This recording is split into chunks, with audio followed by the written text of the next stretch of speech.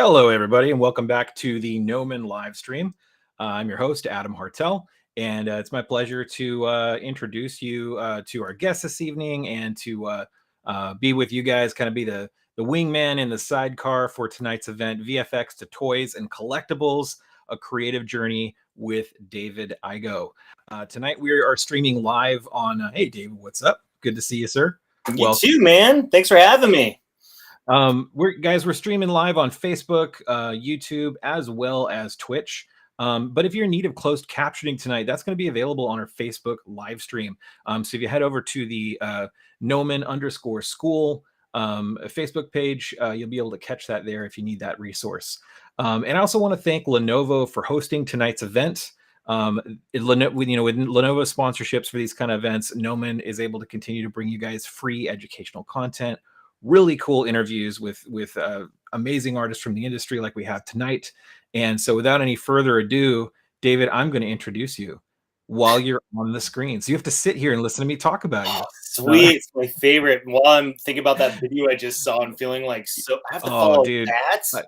I love seeing that, and by the way, if you don't know, Noman is a school for everything you just saw in the video. That's all Noman student work. Yeah, come find us if you're interested. But David, you are the creative director at Tweeterhead, which is a statue and collectibles company. You focus on DC and Masters of the Universe. An incredibly cool combo. I'm 100% all right with that. I love that. You are an 80s kid. You're obsessed with cartoons, and you have over 15 years of work experience. You started out as a designer, and eventually you worked your way up to creative director. But at Tweeterhead, you're responsible for a number of concept artists, sculptors, painters to achieve the final statue prototype before it goes into production. So I also know that you teach ZBrush and you sketch in your sketchbook, which is awesome. I think every artist should do that. And you collect hordes of toys. You know a questionable amount about me, Adam. I don't know, man. Huh? Should I change my address? Get it. Oh no, yeah, no. I'm reading your bio, so I haven't stalked you or anything. It's all good. I get supplied with this information. But you're a collector of the stuff that you love to make too. You collect a lot of toys, statues. You're into cartoons, and you love pizza parties. I feel like I'm interviewing the right guy tonight. Like, this is going to be fun because all the stuff you like, I like. So this is going to be a great time. I don't know who doesn't like pizza and cartoons and toys. I mean, I just feel like 80s toys and pizza parties kind of, you can't have one without the other, right? Like, I feel like we all got our toys in the 80s at a pizza party, right? Yep. All right. So, hey, I'm going to jump into the sidecar here. And I'm going to pass the mic to you, sir, and you can take us into the really cool stuff you got to share with us tonight. Sweet. Thanks, man. And like I said, Adam in the presentation, don't hesitate to just jump in and interrupt because I can talk really fast. The internet's slightly slow. I have dogs, so if you guys hear dogs barking, they're like my dogs. So hopefully they're cool. But thanks for having me, guys. My name is David Igo. Like Adam said, I'm here to do a little talk about kind of my artistic journey, and not just any artistic journey, but like one in which I saw it going one direction and not through my own willingness. It had to pivot a couple times and ended up somewhere else I didn't really think I would go. And I thought that would be a helpful topic for a lot of students, and anyone else that's watching that might be questioning where they are in life or whatever. It's just like all of us, I think, have like an idea of what might be possible. And through either rejections or obstacles or speed bumps, it's not possible and we end up somewhere else. So I want to talk a bit about that. So I'm going to do a share screen and open up my fancy little presentation I put together. This is going to be my whole screen. So Adam, can you see it all right? Your screen is up, sir. Yeah, sweet. Just want to make sure it's good. Can you guys see me too? Am I still like? Yeah, you're still. We got you off to the side here. You're looking super pro right now. You're doing great. Yeah, sweet. I can't see myself, so I'm just gonna go blindly into this thing. This will be fun. So, yeah, like Adam said, I work at Tweeterhead. We're a collectibles company. We have two core licenses right now, meaning properties we can make statues of. We have DC collectibles, so we can make like Superman, Batman, Wonder Woman, all that fun stuff. We also have my favorite, Masters of the Universe. I'm an 80s kid, so anytime I get to work on He-Man, Skeletor, Trapjaw. I'm super stoked. So yeah, it's like Tweeterhead and just Motu. No, but we do DC stuff too. But yes, I'm the creative director here. My core responsibilities are working with Chad Colbank, the owner of Tweeterhead, and making sure like the creative of what we do is pushed in a way that, you know, our goal as a business is to sell statues, and you sell statues by making collectors and fans happy. And as a collector and fan of myself, I want to make myself happy and, you know, make product essentially that people feel justified in spending their hard-earned money on, because these things are not cheap. So trying to do the best that we can. So how I got here, I never really planned to be a creative director. It was always like in collectibles. I always thought I was going to start one way. And again, talking about this whole thing is about starting one place and ending up somewhere else and not really knowing where you're going. So I was from Toy Snobs, made in the 80s. So I was born 83, so I was an 80s kid for sure. So growing up like with great cartoons, great comic books, great toys, that was a huge part of like what molded me into who I am. And a huge part of that was my dad was in the military. And when we were stationed in Germany, my uncle would record cartoons on VHS tapes and mail them out to my mom in Germany for me and my brother and my sister to watch. So that's how I got to watch 80s cartoons growing up in Germany, was because my family's awesome and my uncle's awesome, and he sent that stuff over to us. And yeah, I got to watch them all the time.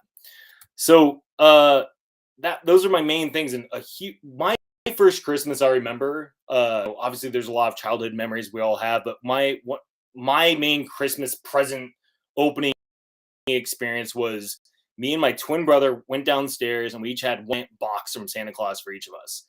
We tore them open and I got the Tyrannosaurus Rex from Dino Riders. My brother got the Brontosaurus, and that's like so everything I am is dinosaurs, lasers, aliens, and weird stuff. And obviously that carried over into I love He-Man, love Thundercats, love all that stuff as a kid of the 80s. And going into like you know, middle school, like, you know, 5th grade and junior high, you know, in the 90s, like my inspiration shifted a little bit. Like, you know, less into toys and more in comic books. So I was huge into Dragon Ball Z. Ninja Scroll was, if you guys are familiar with the Ninja Scroll, you know what you're getting into. But I think I saw a movie when I was in 7th grade because my Blockbuster in Colorado did not know what to do with anime. So it was just sitting on a shelf with cartoons. Me and my brother snagged it because the cover looked cool, went downstairs, watched it, and our heads exploded. So Ninja Scroll is a huge part of my childhood. And Spawn and artist Greg Capullo are probably the single biggest influence on my art growing up. And so I had to put my boy Spawn in there with art by Greg Capullo. Loved it. Bought so many comics. I think I started around the issue 20, and I would mainly buy it just for his art. I don't think I even read the comics. I just would buy them, flip through them, draw from them. And yeah, so that kind of led into my main inspiration, where I wanted to go. I thought it was comics. I drew all the time. I remember in 4th grade, we had a guest speaker come into our elementary school and show us how to draw Batman using circles, squares, triangles, all that stuff. And I was hooked from that point forward. And being from Colorado Springs, there isn't like a big art scene there at all. Colorado Springs is one of the most conservative cities in the United States. It has 2 military bases, Focus on the Family headquarters, and New Life Church headquarters. So it's very much a like traditional, like, you know, you go be a doctor, you're a lawyer. So being an artist was very much not a thing there. So having this guest speaker come into my 4th grade class and be like, here's how you can draw Batman, it like blew my mind. So I drew buff superhero dudes all the time, every single opportunity I could, because I just drew. And most of these drawings here, you know, I have my Daredevil, my Spawn Garrison hybrid combo. Hell Girl was an online contest thing I did, and Max. I'm a huge comic image, like mainly an image nerd growing up. So I just drew buff dudes a lot. And my favorite buff dude to draw was Venom. I found out early I love drawing like anatomy, weird monstery stuff, teeth, sinewy stuff, and things that didn't make sense. And also I found out at an early age that Venom was someone you could draw a million different ways, and it was still always Venom. So I just loved Venom. I couldn't tell you anything about his story other than he was like a butthurt photographer for Peter Parker, and that's like all I knew. I looked at the Todd McFarlane art. Mark Bagley was my Venom guy growing up. And I just want to draw all the time. Just draw. So comics, I thought, is where it was at. So when it came time to apply for school, in Colorado, we didn't really, I went to my counselor and I'm like, I want to get into art. And they were like, what? They had no idea what to do with me. So they're just like, here's the 3 schools we know of, right? And I applied to all 3 of those schools and I got, so comic art wasn't like, I didn't know of a school at that time, actually. It was like, I didn't know of Joe Kupert's school or anything like that. So I was kind of pivoted by someone who helped me a lot in junior high and high school, Phil Lane. He gave me lessons in art after that through junior high and high school to help me try and like take it seriously and try and get a job and career in it. And in the late 90s, early 2000s, comics are kind of like taking a nosedive. So he's like, dude, you got animation's where you got to go. Someone to, so I had all this comic book art that I drew, and I was trying to apply to get into animation school. And these are some of my favorite cartoons. I love 90s X-Men, love a bunch of Nickelodeon stuff, Our Real Monsters, South Park. I'm from Colorado. I lived behind Casa Bonita, and that's a real place. I literally lived like 100 yards behind Casa Bonita. That's a fun thing. Iron Giant's one of my favorite films of all time, and Batman the Animated Series was a huge inspiration. So I was like, cool, I can do animation because it's drawing. So I applied to animation schools I knew of at the time, which was basically CalArts, and I got rejected. There's a huge thread through this whole thing is how to deal with rejection and moving through it and all that stuff. Because I think as students and as people in life, we deal with rejection, and it's like, how do we deal with it? How do we work through it? So I applied to a local school, which had a brand new animation program. And I remember showing up for, basically, had my application, came in for an interview, and I was like, I want to work for Disney or I want to do Japanese anime. And it was this older Russian guy who was the head of this new department, and he was all about experimental animation. He just looked at me like I was an idiot. He's like, dude, we don't do that here. We do paint animation, sand animation, motion graphics, paper animation. I was like, well, this is what I got. So I'm just going to learn as much as I can, absorb from this place. So I went to school in Denver and I learned 2D animation, with one of the many things we learned there. And so this was like in the early stages of technology. There wasn't really a whole lot at the time. The animation department was so new. I don't want to say early because that was like 2001, but for what we worked with back then felt like it was just fossils. We were working with what was called a lunchbox, where you drew, put the animation sheet down, you had a camera, and you hit this lunchbox, which was analog, and just like absorb it. You would put it in the computer, and when it got digitized, it looked like garbage. So I was just I was like, cool, well, I'm still drawing. So I was like, animation is going to be my thing. I'm going to make this work. So while at school, I learned 2D animation. I also learned they had 3D program there. It was Maya.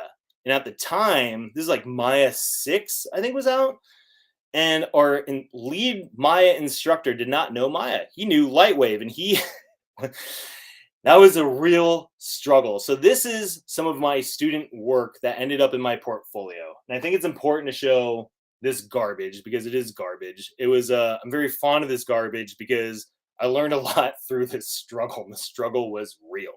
So this is my work when I was like 18, 19 years old, struggling to learn Maya from a guy that didn't know Maya, and he only knew Lightwave. And it was kind of a miserable experience. So that's part of the struggle. That was fun.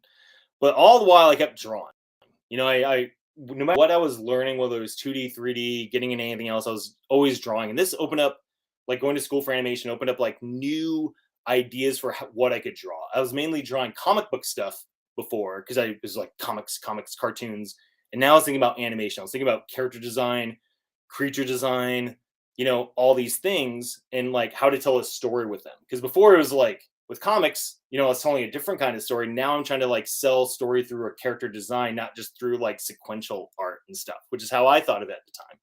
So there's some of my weird art from college, me getting into creature design. This is like some weird cow mutant thing I made, this mermaid, the weird chimpanzee. I had to do a whole story about like monkeys that came alive. So I had like a pimp mandrill and a, orangutan guy with a boombox. I still have this boombox, actually. It's in my garage. Man, boomboxes.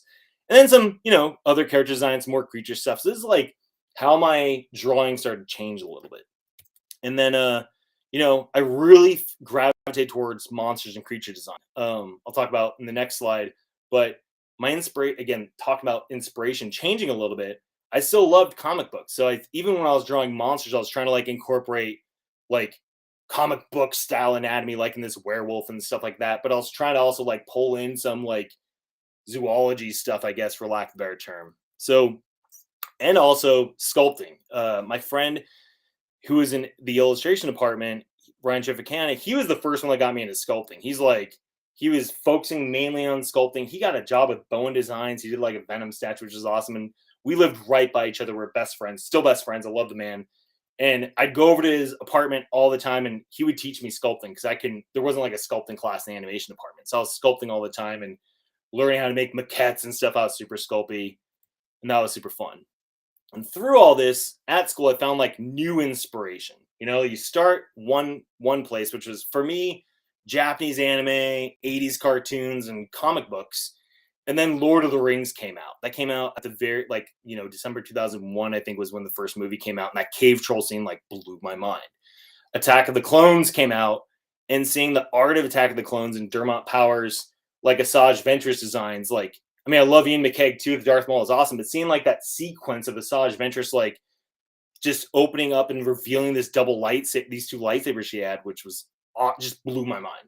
Seeing the Shift-Flip brothers, which were like one of my biggest inspirations back then, and I've been fortunate enough to call them good friends now, but they were the first ones to show me like creature and anatomy, weird stuff can be combined, and then while in school, it was like, oh, and visual effects now could be a thing I get into. The Matrix, the second and third one, Reloaded and Revolutions, had just come out. Reign of Fire had just come out. I was like, visual effects might be a path for me. So I went from thinking I was going to be a comic book artist to a 2D animator to the world is now a lot more open to me.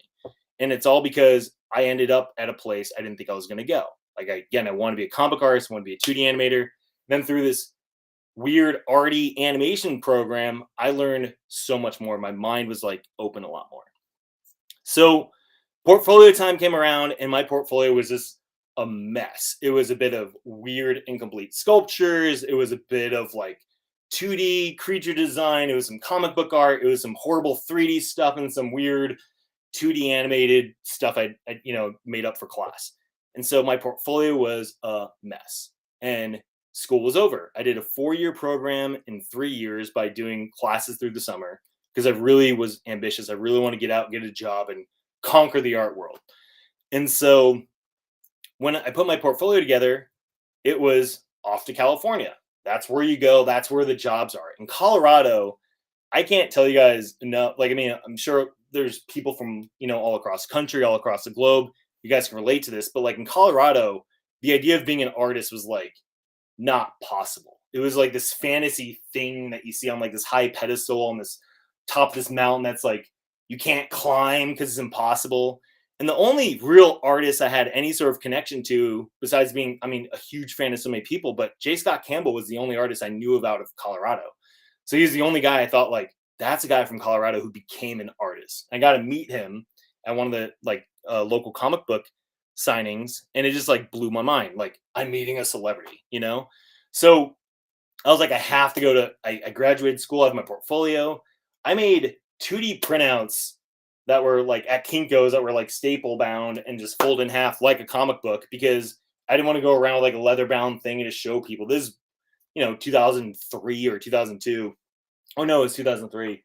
This is before smartphones or iPads. It was like, you bring a portfolio, and a lot of people would take these leather bound things that were like so heavy and cumbersome. They'd show their art and then, all right, cool. Remember me, close it, and walk off with it. I'm like, I want people to remember my art. So I made just printouts. I made like 20 of them because that's what I could afford.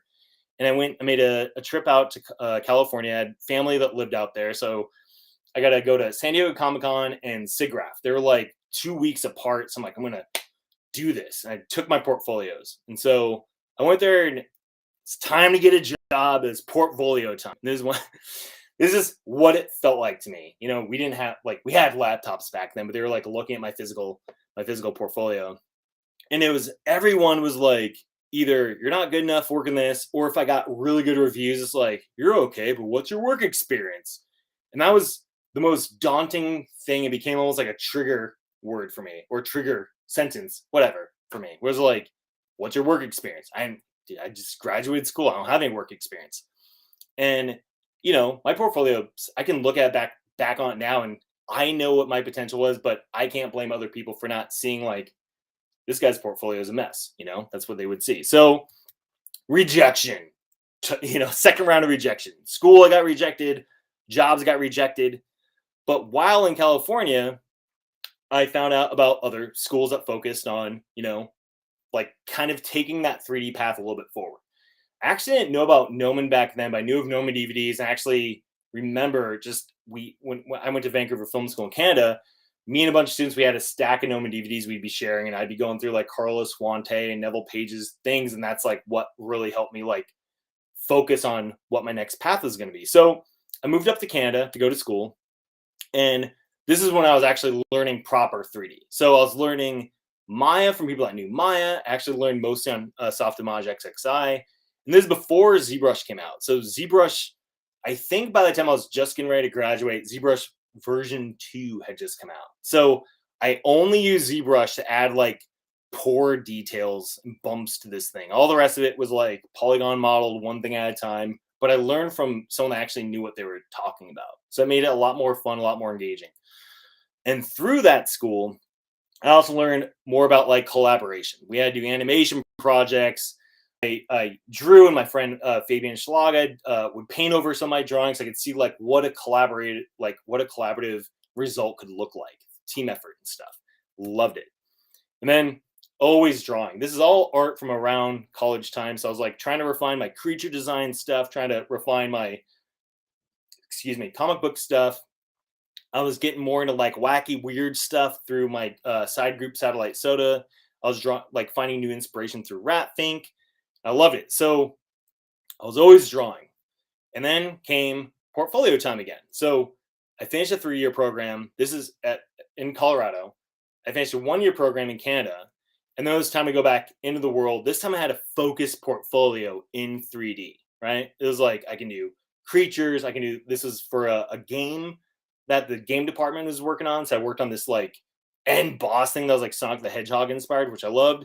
So it was like, you know, portfolio time again. So it was taking VHS tapes and DVDs and, you know, shipping them out to places, because you could send links to some people, but back then it was like you would actually physically mail a VHS tape to places.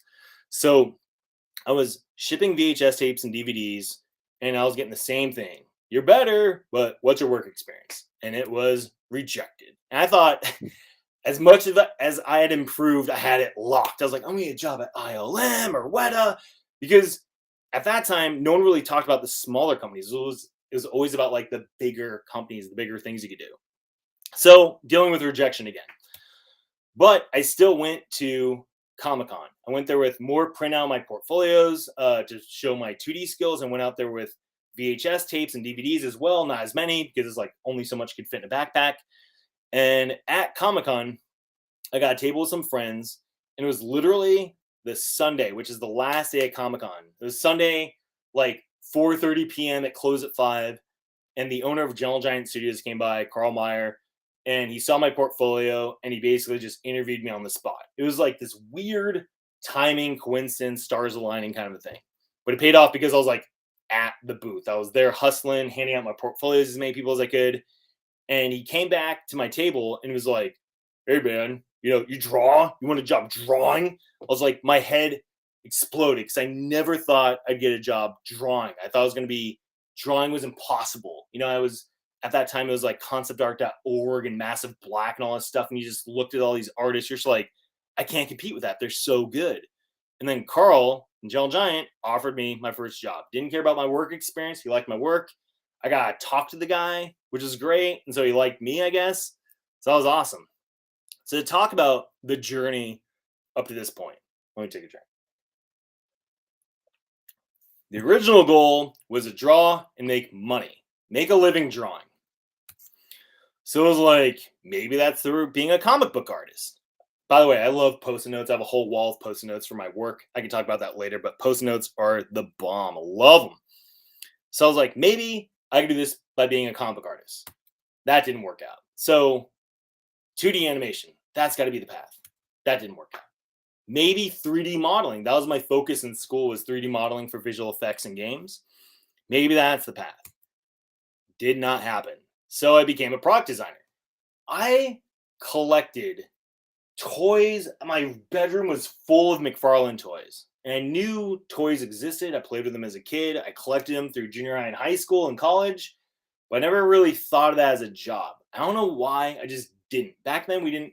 I think it was early, like, online art forum days. So there wasn't, like, social media at all. I think Friendster existed, maybe early days of MySpace or something like that. But there wasn't, like, what we have now, all these resources with online tutorials and social media and all these things. It was like, you kind of found a few art forums online, and that blew my mind when those existed. But I never really thought of product design and toys and statues as a thing.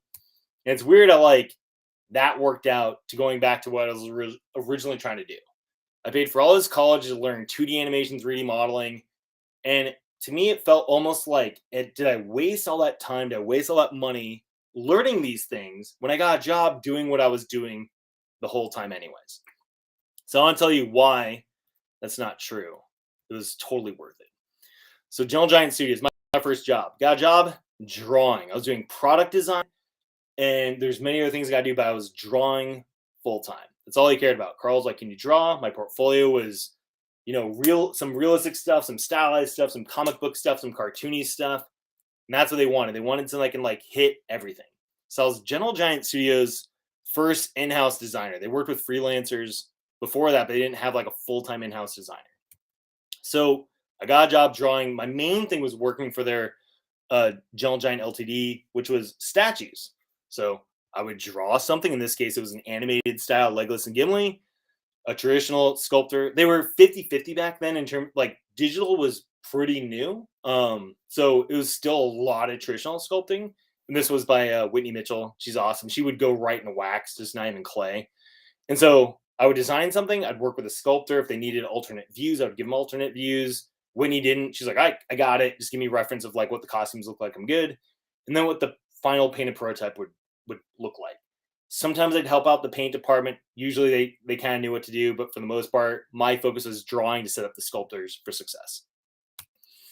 Then they also had Gentle Giant Studios, which was like their service like column of the company, which was doing things like a lot of, in this case, designing for packaging. So they were like, hey, we have the new Hulk movies coming out. We have this deal where maybe we can do the special edition, like, Blu-ray pack-in. So they have to come up with ideas. So one was just like this thing where it's the two hands crumbling walls, and it would, like, slide open and it would reveal the Hulk, which I was like, yeah, comic books. This is, like, as close as comic book art as I'm going to get.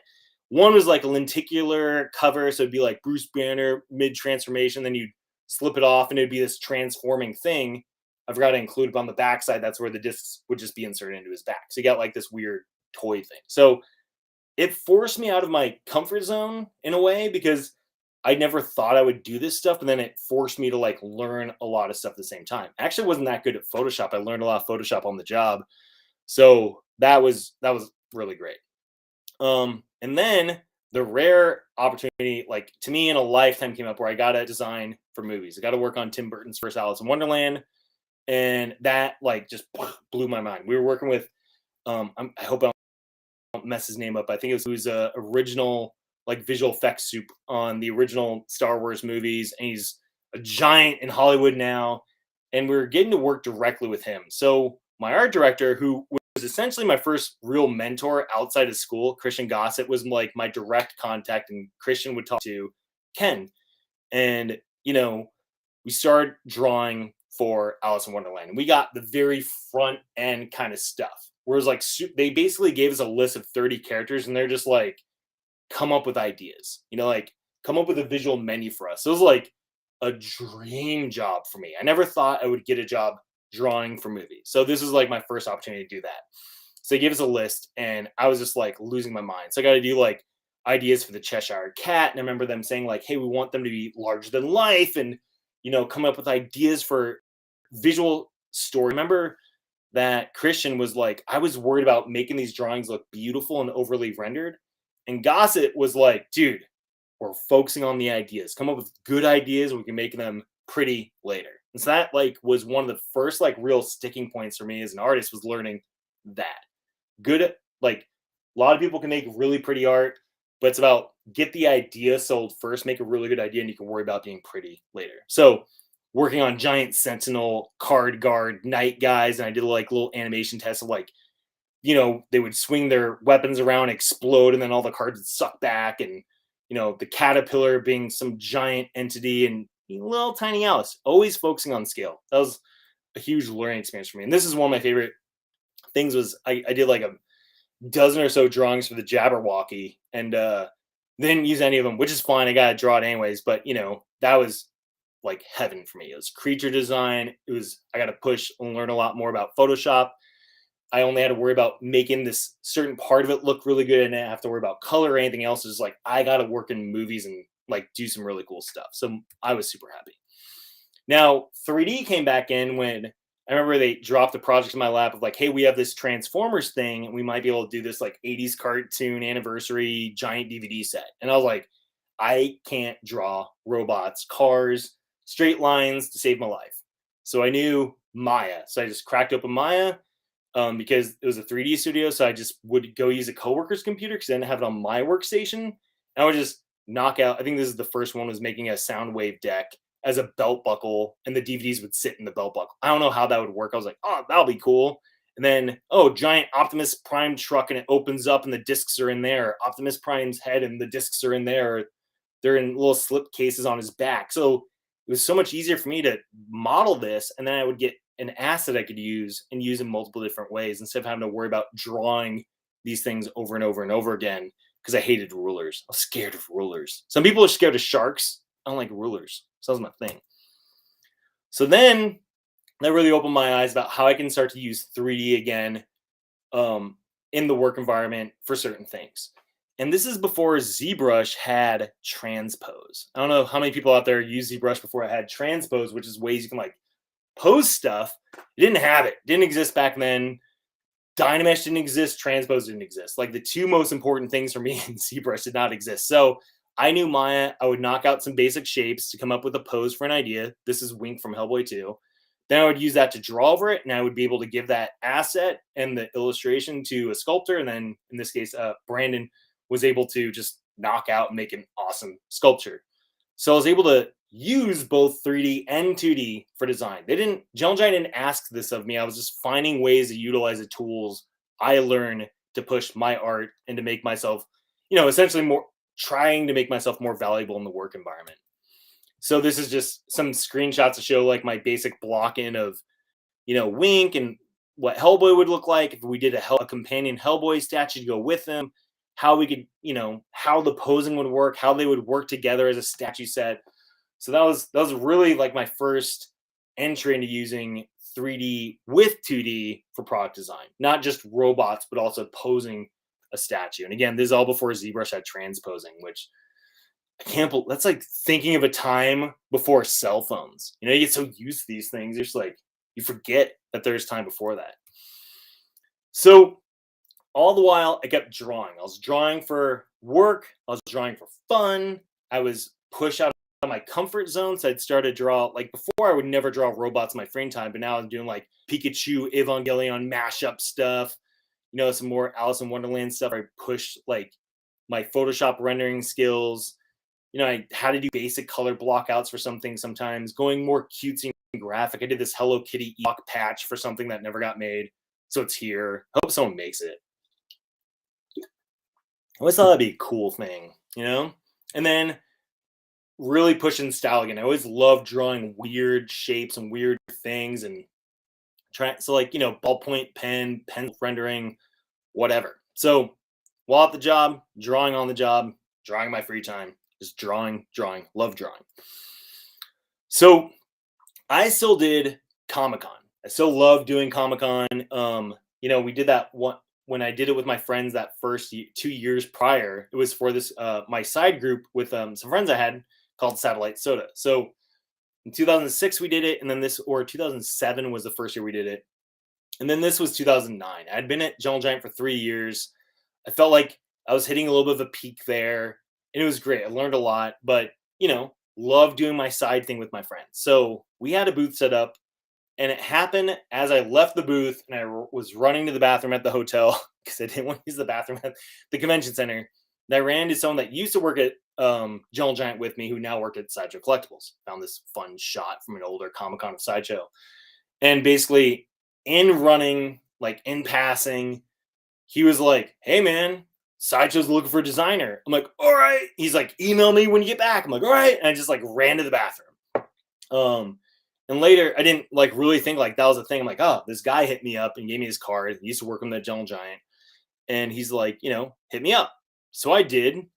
And, Sideshow offered me a job. So I love Jungle Giant, loved my time there, spent 3 years. Carl was the first one to give me my first job when no one else would, including Sideshow. I would say, like, actually applied to Sideshow in both my very first Comic-Con where I got rejected by everyone. I went to Vancouver Film School to study more. Sideshow rejected me then. They also rejected me when I went back in 2006 when Jungle Giant hired me. Sideshow rejected me. So Sideshow rejected me twice, which is kind of funny. And then after me having experience finally, they're like, "Hey, we need an in-house designer." At that time, they had Joe Allard was their main designer, but he was freelance, worked out of house. He would come in-house every once in a while, but they wanted like a dedicated 40 hours a week in-house designer. So I was like, "Dude, I'll draw. I love drawing." And in one way, I missed a lot of like what Jungle Giant offered me in terms of like the weird stuff I got to work on. I got to work on film designs, got to work on video games, got to work on big fine art pieces. And Sideshow was very much like, we need someone to just crank out designs for statues. We have Lord of the Rings, we have Marvel. I think that was the two, and Star Wars. Those are the main three things, and Alien Predator. Sorry. Those are the main things they wanted me hired on for. They didn't have a lot of licenses, or they had a lot, but not as much as they do now. So they hired me as a designer, and some of the first stuff I worked on was like Star Wars Mythos, which is this Boba Fett statue over here. That's something I had to work on. That Joe Allard started with the Obi-Wan Kenobi, the Wandering Obi-Wan Kenobi, which is freaking awesome. That's why I had to start with. And then I was working on Lord of the Rings and got to work on Ninja Turtles and some other stuff later. So got a new job drawing and collectibles again. Went from Jungle Giant, which was like a medium-sized company, and Sideshow was like, if you guys know Sideshow, they're like the largest company that does this kind of stuff. So I was still drawing, collaborating. I actually got to work with my buddy Fabian on a couple of Sideshow art prints. I saw what we did with our Satellite Soda stuff, and they're like, "Hey, we can do art prints with this." So I drew a Venom, I drew a Patient Zero, Fabian colored them, worked with a bunch of other artists too on collaborations, which is awesome. And then obviously continued drawing on statues, like I talked about. Worked on Mythos. I think was literally one of the first things I worked on there. I think it was this in this Lord of the Rings thing. But to me, that was a fun blend of not only doing like realism and doing like movie stuff, but I got to make up some stuff like that didn't happen before. I got to think of like Boba Fett in between the scenes or in another movie, a Vader that's in a different move and or mood and setting they normally is, and then even what we call the Gamorrean Executioner, which was like a Gamorrean guard without all the extra clack on, and try and make him a little bit more burly and muscly and make him look like he could straight up murder some stuff, which is kind of fun because then you see that like years later show up in the book of Boba Fett. You see these like big old Gamorrean guards walking around. And it's like, maybe they took a little bit of that. I don't know, but it's fun to think about. And then drawing for prints. So this is like a close-up shot of the Venom print that I showed earlier, where I got to work off of Marching Canals. Amazing sculpture. Took a bunch of photographs and stitched a few things together and used that as really good reference to make this crazy line drawing. Actually, it was so big for me, I couldn't draw a small detail. It was like 4 giant sheets like this big that I drew in different pieces and taped together and scanned and stitched together digitally. But so this whole thing doesn't exist as one drawing. It's like 4 drawings taped together. And then also utilizing that 3D stuff still, all the stuff I learned in school. ZBrush at this time had transpose finally. I think transpose existed right as I was leaving Jungle Giant, coming to Sideshow. Was like transpose is this new thing of like you can pose in ZBrush. Like finally, so I would take I call him the super above average man. I think Zach Petrock modeled that thing way back in the day, but you guys know super average dude is like way too buff and fit for average. But yeah, I just knew I was using the same idea of like, hey, if I'm designing for statues, I can take these ZBrush files, pose them, and push them into place to help sell the idea of what a statue could look like. And sometimes it worked, sometimes it didn't. Sometimes like things like Thor kind of translate, and things like Hulk, we went a different direction, and Cap stayed the same. So it's cool. Like, not everything's going to land. So I was there designing for a while, and designing a lot, and eventually it led to art direction. It wasn't like just a straight line of like, and that wasn't my goal either. It was like, I'm designing, and then after a few years, I think it was like 3 or 4 years there, I was doing a lot more art directing, and I got to work on one of my favorite licenses, the He-Man Masters of the Universe stuff. This is where it started. So art direction, like, how did I get there? Now I started, again, I took one journey to end up being a product designer. And now I took another journey going from designer to being an art director. So I was getting paid to draw, which is awesome. And then I was using both 2D and 3D. So I was, using my original traditional skills, Photoshop skills, and then using all the stuff I learned in school and pushing it to help my design skills, which is great. And then eventually there's so much work. I remember telling my boss Tom at the time, like, dude, I can't do all this design stuff. I'm like only one person. He's like, well, if you know anyone, let's start like freelancing some people. So I was able to start coordinating stuff with other designers I found online. I knew Chris Anka. He was in school at the time. Walter Neal was an artist I knew online. So we were like, I was coordinating some outside efforts to help expand the design workload. And they actually gave me the title of design coordinator. So I was drawing and doing some coordination. And then I was eventually doing more design team manager. I was actually managing, like, actually not just like I'm so busy I got to like put this stuff on other people, but kind of like we're doing so much more stuff that we hired in-house designers. We had a lot more freelancers, and I was actually managing the entire design team. So there's a weird line between coordinating and managing. I think coordination to me is like checklists and make sure you're doing just like very straightforward, but you can't really make a ton of decisions. You're kind of like relaying stuff and trying to make it easier for your supervisor above you. Whereas team manager, you take on a little bit more responsibility. You're a bit more accountable for certain things. And you can make some calls and decisions as to like what's happening, where, why, and how. Not a ton, but like some. So I was doing design team management. And then at a certain point, I was doing that enough where they're like, hey, we want you to be an art director. And this is when they realized, like, I had a good relationship with most of the artists we worked with. I knew how to like work with them and get results out of them. Because I'll go over this in a little bit, but like what makes people tick, what makes them perform, what are their passions, how, like, all that stuff. There's a lot to making artists like productive. So a lot of people think like art direction is like just do what you want, do this. And it was like drawing was very little of what I was doing at the time. A lot of it was delegation, emails, more emails, meetings, feedback, art therapy. So like all the artists I was working with, there's tons of therapy, more meetings, more emails, more meetings, phone calls, more therapy, more meetings, and rest. And I put quotes on rest because when I took a vacation, as much as I wanted to, stuff was still happening. When you're a designer and you would take a vacation, you could just hit pause in your work and then jump on vacation. When you came back, you would just unpause and keep working.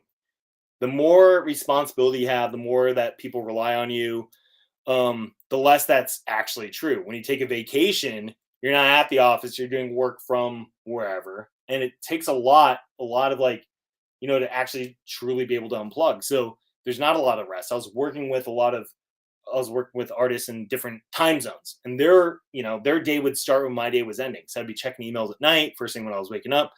There wasn't a ton of rest. So I think a lot of people think of like some of these higher positions as like, oh, you're the boss, you can do whatever you want. It's like, that's not always the case. And there's a lot of drawbacks to it too. And a lot of people would be like, dude, don't you miss drawing? And I really liked watching people excel. I liked watching people, like I'd hire a lot of people that were better than me actually. And, or not, I couldn't hire, but I would, find great artists like, we should work with that guy. And they're like, I remember one designer I worked with was really weird about me wanting to hire people better than me because he thought like he had this really skeptical point of view of like, you're just going to hire someone that's going to replace you. I never thought of it that way. I always thought like I was secure enough in what I did They want to build a better team, and then we all rise together. So that was my thought on it. But yeah, so the fun stuff with art directing, because there's, I stress on the not fun, the not fun administrative stuff, at least for where I was, but the fun stuff is always the art. I got to collaborate with Martin Canal. The Hulk vs. Wolverine project was one. He and I were at one point trying to get made for like 5 years, kept coming on, going off, and we worked on a ZBrush pose mock-up together, and when it got greenlit, we jumped on it, and I loved working with Martin on this. And then Thanos on Throne, this is a project that I was very passionate about. Sideshow had done a Doctor Doom on Throne before I had started working there, and I know that was like a pinnacle piece for Sideshow, where it was like that was what a lot of people called like a grail. And I remember for a long time we want to make a new Thanos piece. And it's like so many people make Thanos with his Infinity Gauntlet, whichever glove was on, up and down. I was like, he has this chair that's a spaceship. We should just full circle this stuff and make a Thanos on the throne. And this is one of the hardest projects to pitch. It almost got killed multiple times. I'm very proud that like I was kind of annoying enough, but not overly annoying to get killed, but getting it made, working with an amazing team behind it. Principally like, Zach Rohn and JP and Alex Pasenko on the design. Will Harbottle was key sculptor, brought a lot to the design on this too. Justice Joseph, who some of you guys might know, he worked on the chair, which is insane, a whole nother like monster in itself.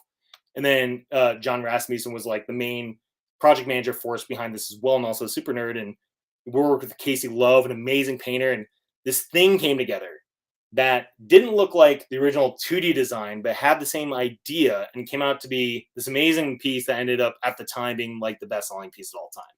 And it was awesome. It was a really fun experience to see like this really risky thing that a lot of people didn't believe in get made and do surprisingly well. And then worked on Alien franchise stuff. Got to work with amazing people at Legacy Effects and work on an original Alien King along with an Alien Queen, and they're like kind of like companion type pieces. So Amilcar Fong, who's an amazing designer and sculptor, worked in this loose 2D sketch of what, not even loose, someone would say that. He did some loose, and he did some awesome refined stuff, and Legacy took that and ran with it and killed it. And we came up with this idea of like, if there's a queen, what would a king look like? I know people have arguments about like, oh, they're bugs, there's no kings. But it's like dude, whatever. We're making stuff up, we're having fun.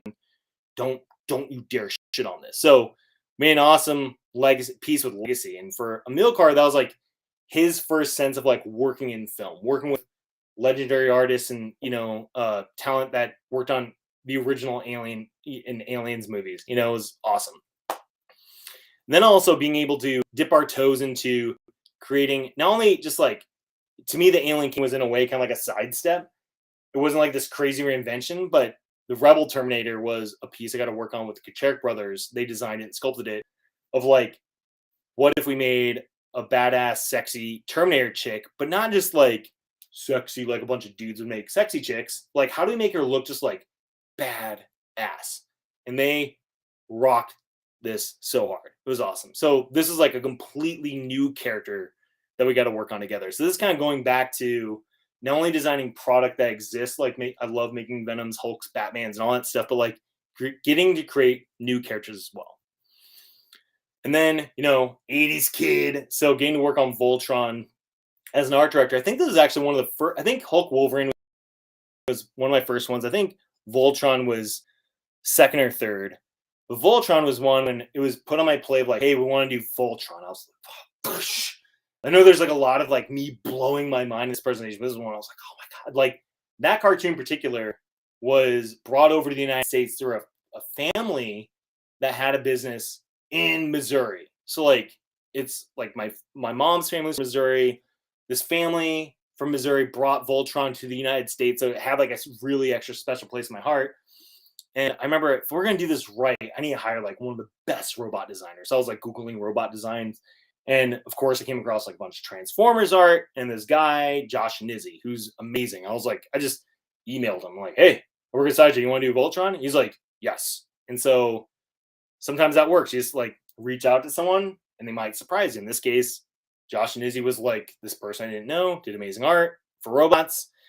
And I was like, how do I go about art directing this guy. He's so good. Like, how do you art direct someone to me that's like, just like got it?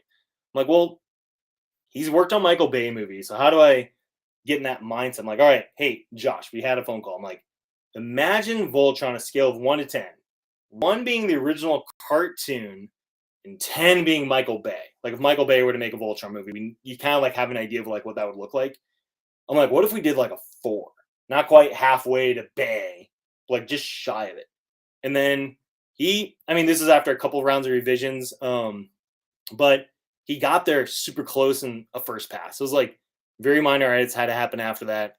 And we had this Voltron, and Will Harbottle sculpted it. JP Mavinga was there to help like fill in some of the gaps that might not have been there in the original art. And we had, to me, what I would want to see in a live action Voltron. And this is one of my most proud moments because it has that presence, has that feel. And it's like what I would want to see. It's like what I remember as a kid, as an adult. Like if you go back and watch a cartoon, you're like, oh, that thing's blocky. And some people love that. And I'm like, I want like that little bit more finesse. And I think we hit that with this. And then Ninja Turtles, another one where it's kind of like what I would do if I can make a movie. And it's like make them look like turtles, give them all the attitude and personality, and just really push their dynamic like posing and ninja abilities. So JP Mavinga helped me design the poses and the bases for these that interlock, like not interlock, but they're like proximity. And Dan Catcher, who designed and sculpted the dragons for Game of Thrones, he's an ex-McFarlane toy guy. He's one of my best friends. He's an amazing artist. And I was like, this guy knows comic book anatomy. He knows creatures. I'm like, that's the best marrying ever. And a lot of people at that time were like, it's creatures. It's easy. Just give it to this guy or that guy. I'm like, dude, no. Like, to me, creatures are a special thing, just like anything else. They're not like easy and forgiving to me. So finding the right artist that could knock out all 4 of them, and so a couple other artists worked on this as well. But finding a guy that could really bring life to the Ninja Turtles was something that was paramount to me. And then getting back to the He-Man stuff, I remember Tom being like, Dave, I hate he was a teenager in the 80s that had to work at the toy store and deal with annoying kids like me that were trying to like get G.I. Joes and He-Man. So he had a strong POV on them because of that relationship. And so he's like, your goal with this is to make me think these can be awesome. And that was a fun challenge I had. So the first designer I worked with is Stepan Sjevic, who's done a bunch of covers, and he's done some really cool redesigns of He-Man. And he did the principal design on Skeletor and He-Man. And I showed Tom, and he's like, that's it. That's what we're making. So I got to start to make He-Man at Sideshow. And that's where it became kind of like a full circle thing. Again, like me doing like stuff from the 80s, my childhood, kind of comic book inspired, movie inspired, 2D and 3D, all this stuff was just coming together. And the next step was at Sideshow, I had a great opportunity to create something new. It's kind of like, hey, we can just, we've done it before. We've done it with Star Wars mythos, Terminator mythos. Let's just make up our own characters. Kind of think of them like archetypes. Like, let's come up with like a badass female fantasy character. And so I was tasked essentially with, while still an art director, with the idea of like creative direction, kind of like coming up with an idea that meets a bigger need. And so that's what we did. I was, we had a need in the calendar for like, we want to sell a fantasy chick, we want to sell a sci-fi chick, we want to sell a horror chick. So I worked on fantasy chick, which was Dragon Slayer. I worked on the Bounty Hunter, worked on Dark Sorceress. And so with these 3 statues combined, we got essentially like a new leg of Sideshow originals. And for a while we were calling them archetypes because they're archetypal, but they were part of the Sideshow originals umbrella. So I went from working on things that were established, already existed, to completely making up characters that didn't exist at all. And then finding this is where some of the creative process was really difficult, but at the same time really rewarding, and trying to figure out like what's going to make someone that sees these, that doesn't know anything about them, like want them. Besides, sexy female statues sell really well, but like it has to be more than that. It has to be something that people connect to. And that's where tons of research on like what are tropes and things that will like make these work individually and as a set. And to me, it was important to like make sure they're all strong, powerful women. Not, like you want these to be for not only male collectors, but female collectors. I wanted these to feel like certain cosplayers, obviously depending on the artist, to feel like they could cosplay as these characters. I wanted them to have a weapon of choice. So the Dragon Slayer had her giant Dragon Slayer sword. The Bounty Hunter had a cool like blaster rifle, and then the Dark Sorceress had a cool magical scepter type thing. So they all had like their own things. And that was really fun. Like, you know, we came up with like really small story ideas that could basically fit on like the back of a DVD or a baseball card. Like that was the thing. We didn't want to make it this huge world building experience. It's like, what could be the small pitch to get people excited about this thing? So that was kind of like the intro for me into creative direction. And so art/creative direction, like what I learned, you know, one of the biggest things is the difference between leadership and dictatorship. Leadership, I learned from this book called The Spirit of Leadership, I think is what it was called. And a friend once told me, like, when he was trying to get me into reading a book, he's like, you should be able to distill a book down to like one idea, one thing. In The Spirit of Leadership, it was the difference in how the author put it in terms of leadership versus dictatorship. And a leader believes they are there to serve the people, and a dictator believes the people are there to serve them. So I always try to put myself in that position when I was an art director. I wasn't always perfect. I messed up a lot, lots of stumbling to figure out like my voice as an art director. You know, I do not want to act like it was easy and I figured this out. Like there's a lot of stumbling, a lot of learning, a lot of relationship building. You know, I screwed up a couple of relationships, had to build them back up, and it was a lot of work. And that thing always stuck with me. It was like making sure I was there to support the artist so they could do the best work that they could. Next thing is empathy. I believe a lot of people don't have, like, we all need more empathy, understanding what the other artist, the other person you're working with is going through. Not just like, I want this, I need this, it's about me. It's like, put yourself in their shoes. You know, everyone's going through some stuff. Artists are not machines. Some artists are, and we all hate those artists who want to break their fingers. Just kidding. But, you know, everyone is going through stuff. It's like, we have to be able to understand that and empathize with people, especially our coworkers and colleagues. So, you know, because we're all hopefully trying to make good stuff together. Be self-critical and self-aware. This is a hard one. You know, being self-critical is very hard. I was very fortunate to be raised with a twin brother and with parents that were very honest with me. So like I learned a lot about myself growing up. And then even as an artist in college, when I started this group, Satellite Soda, we started an art forum board all around critique. So I had critique very early on, you know, Catholic, I was raised Catholic, so there's a lot of Catholic guilt. And with Satellite Soda, there's a lot of critiquing. We're all trying to make each other better artists. You know, I want to always be like, told, like, what's wrong with this? How can I improve this? And that taught me a lot of times, like, not everyone's going to always provide that to you. Sometimes you have to be very more self-critical. And then don't be afraid of being wrong. I'm wrong a lot. Hopefully not so much so I want to keep my job. I keep my job, but no one's perfect. No one's right all the freaking time. I think like in society, there's like this weird thing about being wrong. We get into online arguments. I think we're all guilty of it at one point or another. It's okay to not know something and be wrong about something. Open your ears, listen, learn, post-mortem projects, adjust, move forward. It's okay to be wrong. You can't make everyone happy. This is a really hard thing for me. I try to be a people pleaser.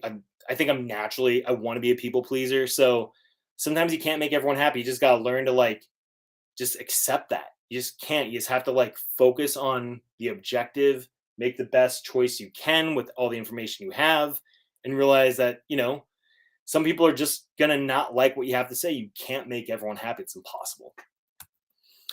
Incentive and inspire. I think incentivization, is that the word? Incentivizing people is different for everyone. Some people want more money. Some people want more recognition. Some people want to feel appreciated and fulfilled. And some people just want to be told thank you. It's important to really, when you're an art director, creative director, to realize every artist and person you work with is different. And everyone has a different incentive. I remember certain people like, you know, assuming a certain thing about me. I'm like, dude, I've never once said that was my level. Like that determines my level of happiness. You know, it's just like everyone's incentives are different. So it's important understand that and how you can, better inspire people through incentives or through other means. Dexterity, being able to switch gears was very important early on. Like I worked at, a big ship like Sideshow, and sometimes you just had to like some important information would come up and we'd have to completely change course. And you just have to be, you can't just say, well, this is, the way I've always done it, whatever. It's like sometimes new information comes up, new technology comes up, a new regulations put in place, overseas production or some crap. Like you have to always be ready to be like nimble and dexterous to handle anything that be thrown at you. Light touch versus heavy touch. I think depending on the artist you work with, it could be a very different scenario. Some artists you work with are great. You can find a lot of trust in them. I mean, light touch, just like make sure they're set up and they're good. And then some artists are more heavy touch. You have to provide a bit more reference, a bit more feedback, and that's fine. You just have to, I think you can't treat it, again, going back to incentivizing, you can't treat every artist the same. You have to understand like what artists are light touch, what artists are heavy touch. And then surround yourself with the best. Let me take a drink real quick. This mainly pertains to people and not like just the best artists, but I feel like it's a bigger topic than that. It's about like not only the best artists, but I'd rather work with someone slightly less talented that has a way better attitude than someone who's more talented that's a complete douchebag. Find the people that are gonna support you, want to do the best, that inspire you, make you think differently, challenge the way you think, that cheerlead you, that will be honest with you. Surround yourself with those people that not only, I hate saying like loyalty or have your back, because I feel like loyalty becomes this weird toxic trait of you gotta be loyal to this person no matter how horrible they are. And I hate that. It's like you have to earn that. Loyalty is a weird one for me. So just find the people that have your best intentions, that want to help reach the objectives you want to reach, that are not toxic, not poisonous, but yeah. You can't fix a secret. This is an important part of communication that good friend Keith Kopinski said, and it just clicked with me because I always felt this, but I never really could put my finger on it. But he told me you can't fix a secret. And you just got to communicate with people. And it can be hard. It's one of the hardest things to do. And I had to do it actually today with an artist I was working with and give him feedback that's not fun to give. But a huge part of this goes back to empathy, is put yourself in that person's shoes. Like, I want to be, if I'm screwing up, I want to be told so I can correct it, And I feel like a lot of people don't tell you, you keep screwing up, and then they resent you for it. It's always, it's hard. It's like one of the hardest things to do, but you got to give people the bad news sometimes. And, if they understand that you're trying to help them to do better, I think it will be always well received. And some people won't, and that's just based on the person and whatever. Inspiration is everywhere. I find as an art director, creative director, you tend to get lost in the weeds a little bit and things become stagnant. But Alan Williams once said, I remember this, like about how he deals with artist block. And he's like, I don't get artist block because I find inspiration like everything. And I remember I started doing these daily draw things I do it every February, draw thing every, like once a day, every month, or once a day, every day for the whole month. And every year I try to make a different theme. And one was like, make creatures out of household appliances or hard surface things. So I'd like look at my printer and be like, all right, now I would draw that as a creature. And then that opened my mind, really hearing Alan say that, into finding inspiration in more things. Like when you look up at things, you see faces in them, or you see cloud shapes. It's like inspiration's everywhere. And this is the most important thing of all to me, is treat others how you want to be treated. The golden rule, like, don't be a dick. Imagine if like you're an art director and you're giving feedback to someone. Imagine if you're that artist. Again, going back to empathy, like just be a good person. Treat others how you want to be treated. So I had 10 awesome years at Sideshow, and in May of 2020, I joined Tweeterhead, and Chad offered me the role of creative director.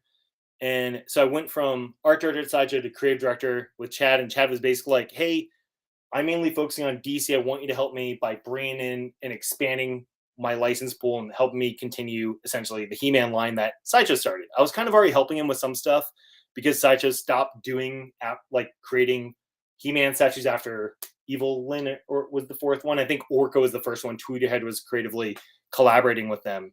And so when their license expired, Chad wanted to continue it. So even while I was at Sideshow, I'd asked my boss, Tom, because we had a great Sideshow, had a great relationship with Tweeterhead. Hey, can I keep making He-Man statues with them? I'll do it after hours, won't conflict. And, you know, we're going to sell it anyways, make money. And he was totally cool about it. So I was able to eventually jump on full-time with Chad and focus on that. But also I had the opportunity to help with DC stuff and, you know, work on DC superheroes. So I got to work on Wonder Woman, Superman, The Flash, you know, John Stewart, Green Lantern. And we have like so many others that are coming down, super excited about. But DC was really fun. This is getting back into the roots of like making statues for fans. I want to make classic looking statues. I have the opportunity to make kind of like, you know, my version of things with the He-Man stuff. So with DC, I want to make sure it's very, very, very classic, like 2 different brands. And then, you know, DC villains, Scarecrow and Joker. Master of the Universe is my focus. Loved working on Merman, Hordak, Tila. And then getting to work on He-Man himself with, you know, Battle Cat, doing a Skeletor life-size bust. It was awesome. And this is kind of like where it became full circle. The Sideshow stuff, again, was where it started. Or no, childhood is where it started. I got to do my first He-Man paid thing at Sideshow. Now I'm continuing that same line at Tweeterhead. So as a fan and a collector, a lot of times like a line starts and ends, doesn't continue, and that can be a bummer. Super 7 did it with the Classics line for He-Man, and now Tweeterhead's able to do it with what we call now the Legends line and continue where, you know, take the torch from where Sideshow left it. So, which I got to work on both. So it's great. And then keep pushing the boundaries. Like our next couple pieces are going to be Trapjaw and Beastman, and we showed these at PowerCon, and these are both work in progress. Trapjaw's very early, or no, Trapjaw's more closer to finished words, and then Beastman's very early in development. But it's kind of roping back in all the design stuff, you know, learned over the years is like 2D versus 3D, and work with artists, learning their strengths and weaknesses. And I'm going to keep talking a little about that, about how every project's kind of like its own unique objective. So art director to creative director, what I've learned in the difference between those 2 roles. You know, a lot of it, these are all the same post-it notes from art director. A lot of it's the same, mostly the same, mostly. The biggest thing I think is higher risks. This is a little cloud, in case that wasn't obvious, because it's high in the sky and clouds are up there. So higher risk. When you're a creative director, it's like, you're a decision maker. So there's a lot of risk that you're taking on that, you know, back when you're an art director or designer, other people above you would be taking on this risk of this decision making. So now it's, you know, a lot of it's on you to figure out. It's like, I have to figure out not only design, planning, and scheduling, but certain budgeting, which licenses we take on, and, you know, all that stuff. So there's a lot more risk. Make your own path.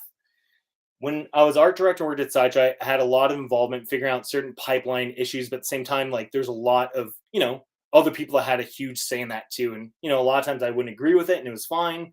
I learned a lot. But now as creative director, I can figure out my own pipeline, my own workflow with the artists I work with that I feel gets us the best results because the artists work best this way. I work best this way. And I can also say this isn't like a really rigid structure where everything has to work the same way. I can say every project is a little bit different. And Chad very much trusts me with that, which is really awesome. Be more open-minded. I kind of emphasize more because I feel you should always be open-minded. And maybe I thought open-minded was part of the original Post-it note thing, but it wasn't. But I think it's really important to be as open-minded as possible. You just never know. This goes back to like the earlier thing about, you know, not being afraid of being wrong.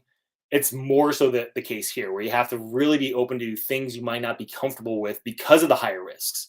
You have to just be ready for anything. And that could be something that very much goes against like your core beliefs of how you've done things before. As a designer, it's one thing because it's like a lot less things you're worried about. But the higher up you go, the more I think you have to be ready to absorb different things, different information. You just have to be really open-minded for that. Then no excuses. Really, there's like, when you're, the higher you go, the more of it's on you. And sure, there are things like global pandemics are kind of out of your hands and shipping container crisis and all that stuff. Like there are certain things out of your hands. But at the end of the day, if the work sucks, it goes up on the website that you're trying to sell, it's on you. It's not on the artist. It's not on anyone else. It's on you because you chose to say that's good enough and put it up there. And I am very much guilty of rushing things and just saying it's good enough. And, you know, there's always a balance when you're in this position in this industry, in any creative industry of like, time versus quality, right? It's like we need more time so we make the quality better, but at the end of the day, like the more time we spend on this, the more it costs. We're missing opportunity costs. It's like there's no right or wrong answer, but at the end of the day, like if this sucks at the end, it's like it's mostly on you. Then you suck, you go home. This is what my brother always said when we were growing up, even though now we're all home anyway, so it doesn't matter. And all of us would look forward to the end of the workday and going home, so it's like not really a good thing, but I think you get the idea. Like, don't suck.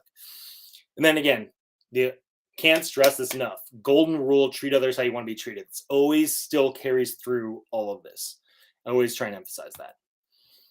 So I want to talk a little bit about the process, and hopefully there's time to show some ZBrush stuff too. I think there is. But I want to talk about like some of with Tweeterhead in particular, because talk with Chad, he's super cool about me showing some of this stuff. So talk about some of our design process and going through sculpt and how we get to our end result, and two different kind of approaches. So one was the Joker. You guys have probably seen photos. It was the main marketing image for this presentation, but it's this Joker on the throne, as we called him. And the original design came from an idea from John Rasmussen of just like, hey, I want to do Joker in a chair. And the base, which was designed by Tommy Olsen, just has like stuff, like a lot of cool Joker Easter eggs on it. And it's like, that's cool. Let's make that. So we designed this, submitted it to DC, and they were cool with it. So this is the pose. This is the base. And then we worked with this artist, Tiago Zenobini. I'm probably butchering his last name. I need to ask him next time I call him. Like, dude, am I screwing up your name? Like when people call me Igo instead of Igo. I don't care. It's fine. It's hard to figure out. But this is one of his early work in progress sculpts of like this exact thing, which nails the pose, nails the idea of there's like clutter on the base, but it was like missing something. So Chad and I, Chad's like, dude, it looks like it's just missing a bunch of stuff. Like we need to just cram it full of stuff. So this is part of the collaboration process. John had a great idea. Tom designed it. Tiago started it. And then we had this asset. So I took the 2D to 3D, the 3D asset, and I messed around with it in there in Photoshop. And this is the original work in progress. And this is where the 2D, 3D edit got to for me to pitch Chad. Like, is this what you're talking about? Basically making a giant mound of money bags and gasoline and things and elevating the chair and tipping it and all this stuff. And we're like, yes, that's it. Worked with Andrew Huerta to take that design and refine it a little bit so it's a little bit more clear to the sculptor, Tiago, and show it to him. And obviously some of this stuff didn't make it into the final product, but I think it shows the idea of like, you can have an idea. You don't have to be 10,000% locked in all the time. You have an idea, you start it. And in this case, we're very willing to like change course. We have no one to blame but us. If this thing sucks, it's like, it's on me and Chad. So we're like, we don't like, not saying it sucked. It's just like, this has to be amazing. So we just did these edits, and this is how we got to the final sculpt. Tiago is awesome. John project manages part of the way. I project manages part of this part of the way. Art director along the way. Threw the Batman cap on top of the thing, which I thought was a little cherry on top. Bunch of knives and things, and some of this even evolved further after this. We had too much clack. We removed a couple things when we went to prototype, but the end result is pretty awesome. Start out with one idea, change course a little bit, just like kind of going back to what we talked about earlier about like career paths can change course and projects can change course. Sometimes drastically, sometimes not a ton. So this was to me a slight course correction. And then Merman, this is a really fun one because this started from like some personal art I did when I forgot if I was still at Sideshow. I think I was still at Sideshow when I did this Merman bust. But I want to show you like me taking my own personal art and then infusing that into Tweeterhead stuff. So when we work with Mattel, we have to kind of like pitch them because they give us a lot of creative freedom and creative liberty. So we have to really sell it. So whenever we come up with an idea, I line it up with the original vintage toy, the Filmation cartoon, the classics figure, the 2000 X figure / animated show from the early 2000s, and how Legends is the natural evolution into the next thing. And I, show how he lines up with the other versions of Merman, show some costume design, come up with some notes, some reference, some ideas. And then we do the same thing with the pose and the base and explain what's what. So we have to really sell Mattel a lot. Whereas with DC, we're like, hey, we're doing classic Superman, he's Forged Solitude. Like, when it's classic, it's a lot more straightforward. When you're redesigning something, you have to really kind of show them what your intentions are. And so this started from a bus concept. I started in ZBrush, and I gave it over to the sculptor, Milkar Fong, who then took it, evolved it in what he saw, you know, like this is how I see it, and then giving him arms and legs and continuing this same like design language throughout the whole thing. Because sculptors can be designers too. I think a lot of people think of like design as 2D. Obviously, hopefully more people are open-minded now to design being design, which can be anything. So we start in 3D and then we work our way back to 2D and kind of like, you know, evolve it there. So we can kind of like, because it would take a lot longer to sculpt like all these weird little things and just like knocking it out. So that's how we take Star Design in 3D and go to 2D. So I want to show you guys a little bit of a ZBrush thing to show you a little bit of that too. So demo and Merman. This takes like 30 seconds to open up because it's like almost 2 gigs, and I'm on a 8-year-old laptop still. I got a new laptop. I just haven't migrated everything over yet, so I got to do that. Hey, no problem, David. You're doing great on time, by the way, too. Thanks. So I've been time for questions and. Oh, sorry. Go ahead. Oh no, I was just saying we've got the time for the ZBrush, and it's been awesome so far, dude. You have a great origin story. Yeah, that's the goal. Yeah, no, I was looking at the timer. I'm like, sweet, it's only 8:50 p.m. Did this even open? What happened to this? I think it's still loading. I should have just loaded it. There we go. Boop. All right, cool. Adam, am I good? Is this showing up still, or did I screw something up? Yeah, it's good. You got it. It's looking great. Sweet, thank you, sir. So this is like, you know, my ZBrush. My interface is nothing crazy. I'm a less is more guy, which I'll talk about later. But like, I took the interface and just like barely removed anything, just to like kind of trim it down to like the basics of what I use ZBrush for. So even with what I do, I don't use a ton of like advanced ZBrush techniques. I'm straight up start with a sphere, Dynamesh it, use 5 brushes, 8 max usually. I have my hotkey set up to be clay buildup, move, inflate, hard polish, damn standard, regular standard, and then snake hook. Those are like my core sculpting brushes for like 99.9% of what I do. And then I stick in Dynamesh. I don't even really use a whole lot of ZRemesher. So this is all, you know, this is like this isn't anything crazy. If you just zoom into this, it looks like garbage, kind of like, look at those teeth. Gross. But to me, it's like important about, you know, a little, like the most basic trick of like sculpting for a product is always just look at it on your screen of how big it's going to be. And you're like, that looks good enough. Obviously the teeth will come out a little rough, but you know, I'm not making it life size, but I don't have to worry about that. Anyways, so I did this thing for fun, 3D printed it, super happy. It's sitting on my desk. And I hand this off to Milcar to kind of like as a loose starting point, because I liked the flow I figured out with this collar to make it like shark tooth, you know, inspired and really spiny and spindly everywhere. So we took that, and then, like I said, he gave it, kind of did his own take on it, super rough here, and then fleshed out this a little bit more and gave him like gauntlets, belt, and shin guards, and kind of like loose proportions. Now, a lot of people, I think, have this thing about like, oh, you got to finish the sculpt in neutral, then you pose it. We do very rough stuff in neutral. We try to pose it as soon as possible because some things look one way neutral, and then when you pose, it looks totally different. And in our case with statues, it's very much what the pose thing looks like. So we took this, like, we like it, let's pose it. So we did a super rough pose to get the gesture, the idea. And this is actually, this was done before that 2D concept arts. This is what we use to draw over. Milcar came up with this pose. We bounce it back and forth. It's one of my favorite things about working in ZBrush is you can email a file back and forth, and like I can open it, bend it, tweak something, send it back to him, and we can talk over Skype, share a screen, and bounce around ideas. So this is where we sent the design. We sent essentially this and the draw over of this. Mattel approved it, so we continued to evolve the armor and design look in neutral a bit more, then also the anatomy and pose. So this is where Milcar pushed. We edited the portrait. As you can see, we included 2 different portraits. Then the body and the anatomy got refined quite a bit. We don't go overly refined here either because a lot of it's going to be covered with armor and bits and whatever. And, you know, even if you sculpt a totally final, like fleshed out looking, you know, nude person, we put armor on them, they might become too bulky. So we're always tweaking things as a whole, but we want to refine them enough.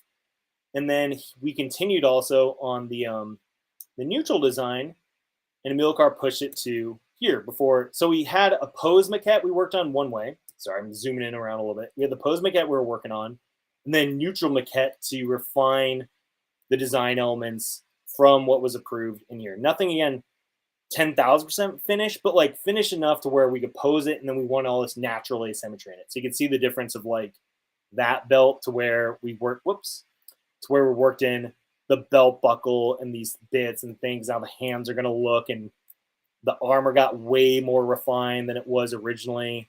So this is a key element for us. Not a lot of like final stuff isn't here yet. You can still see how rough a lot of this is. So there's no right or wrong way to go about product development. Just like I think it's wrong to do a totally finished neutral pose and posing it, because things break, bend, warp, and you're worried about resculpting anything. So we take this to a point, and then we slap this armor on the pose body. So we, you know, whoop. So the armor, that same armor in pose on this thing looks like that. And then from here, we might be like, hey, you know, we have some gapping in here. Some things aren't as filled out as you want them to be, et cetera, et cetera. But from this point forward, we basically do all modeling in pose at this point. We tweak things because just like traditional sculpture, you know, you're not working in a neutral pose and you just like breaking up, like, you know, and you can't go back and forth. You can in some instances, but I feel like getting it to a point here and always having the original neutral to go back to in case anything really screws up is a good way to go. But for the most part, at a certain point, you want to kind of like lock it in here, and then you continue moving forward. So this is where we got this. And then the fine, which you can see like the anatomy again is there, but not like scaled and all that stuff. And this is the final sculpture. This is the final keyed ZBrush file. So you can see like the different, this is where it lags because this file is a lot bigger. So you can see how some of the shapes and language and this fills out a little bit more. You know, things that can be tricky is like looking at this with perspective off versus perspective on, because perspective off, you get like this blueprint view and you want to like always have a little bit of perspective. I don't like the new camera. I turn it off and I usually make my perspective slider 25-ish. You know? You don't like that's the exact map of the human eye is or whatever. It just feels like it gives it that natural depth to me. So I can see how the viewer might actually see this. They can see like the base and stuff got worked a bit more too. So yeah, no super crazy secrets or anything like that. Just this took a long time. Amilcar is like an amazing artist, and he puts so much time and love, and sometimes it's like a detriment because, you know, we'll talk about the time management's a huge issue, but at the end of the day, like we get some of the best results, and people are always asking him for shortcuts and what's the alpha you use, and he's like, dude, I just sculpt that. So a lot of this is just like sculpting it until it looks good. So that's the Merman project. I want to talk a little bit about where this started. Now, you know, like, I mean, Tweeterhead's awesome. I love my job, but the important thing for me to stress to you guys too is like continuing work is one thing, then also being able to jump into your personal work is an important thing as well. I'll talk about like all this in a minute, but I want to show off some like personal art. You know, now that I've kind of like capped where Tweeterhead is. Obviously, we're making He-Man DC statues. I want to keep making it. I want to show you guys a bit of that process. I want to show you guys how I then apply a lot of this to my personal art as well. So I did the Merman bust, and I also worked on some other He-Man busts for fun. And a lot of these are posted to my Instagram. I can plug that now. If I've ever plugged Tweeterhead, I'm going to plug it at the end if I didn't. But Tweeterhead's awesome. They have an Instagram, Facebook, Twitter, and all that stuff. But I want to talk a little about some personal art. And something that will come up at the very end too, but like some things to keep in mind. But I always try and keep things simple. Like sometimes you overthink things or things, oh, what did I just do? Dang it. I like to communicate an idea. You know, I talked about this with Christian Goss on Alice in Wonderland, is like, sometimes it's about the idea, not the detail or finesse just yet. Like that obviously has its place, but I tend to be, my focus is a lot on like the feel, the general look, the general idea, make sure things flow well. When you zoom in, that's like where I trust on like certain artists really refine things. Like this thing looks like garbage when you zoom in, but hopefully when you zoom out, like the shapes are there and everything. So, you know, I do a lot of fan art, and some of this stuff bleeds over into works. I did like a trap job. I think this is the first one I did. Can't remember, but like, and this thing is totally changed in the statue for Tweeterhead. Actually, we brought a bit of his jaw in the Tweeterhead one, which worked on with Geo Nakpil, and I'm super excited. He's a great artist, another guy that very collaborative, give him assets, give him ideas, and he riffs on them. He's open to things. I find like my favorite artists to work with have been very open-minded and collaborative. It's not like, no, this is my way, this is what I want to do. It's like, I get that sometimes art directors and people in my position can, like what I think Will Harbottle said it best, is send you on blind fishing expeditions, meaning like go fish out there and figure out on your own. And then they're like, I'm going to fish all these places. And you're like, no, fish, you keep pointing them in the wrong place. And I always try to be, again, empathetic about that and put myself in the artist's shoes and make sure I'm not doing that. So sometimes I'll do these things for fun to try and start the conversation somewhere instead of like nowhere. And I did a Beastman. And this thing is very much, again, like, you know, I know there's tons better artists. Like, again, watching that demo reel at the beginning, like, gave me anxiety because I'm like, I have to follow that up. Where they're doing, like, a lot of students are like infinitely better artists than me. And it's fine. You know, it's cool. Like, own your shit. I suck sometimes. But a lot of this is just simple brushes, like clay buildup, dam standard, move brush, snake hook. It's like in Dynamesh. It's like all this is. It's like all I do with this stuff. So I love doing this stuff. And then, you know, characters I would like to one day do. This is not as finished as these other guys. I felt like had the ideas pretty much there, but I want to push Buzz off a little bit more. He was always a weird, derpy one as a kid. He had that weird, creepy smile. And I like the 2000X one. So I was trying to like bring a bit of that into this. And then the last one I was trying to work on, which I haven't posted this one yet.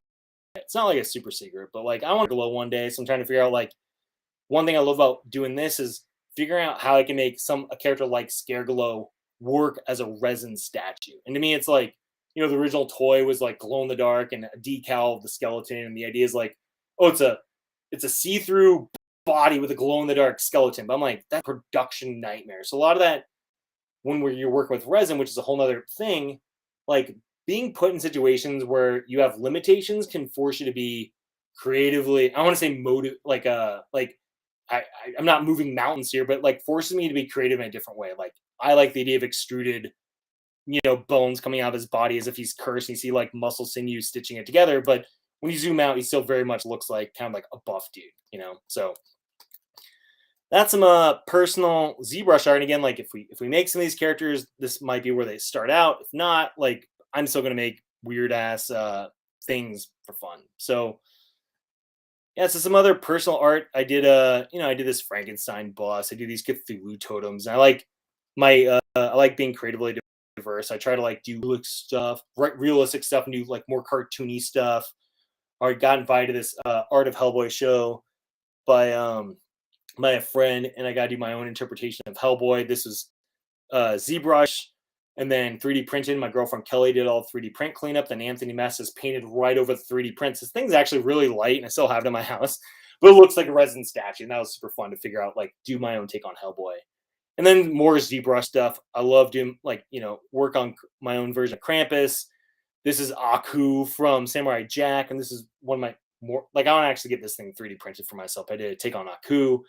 And then I started playing with like how the Sam Keith's The Max could translate into 3D as well. So always trying to like, I draw all the time, but I do more ZBrush now than I ever thought I would have. I thought it'd be just a work thing. I do so much personal work in ZBrush. And I do a lot of weird like personal art things. So I get invited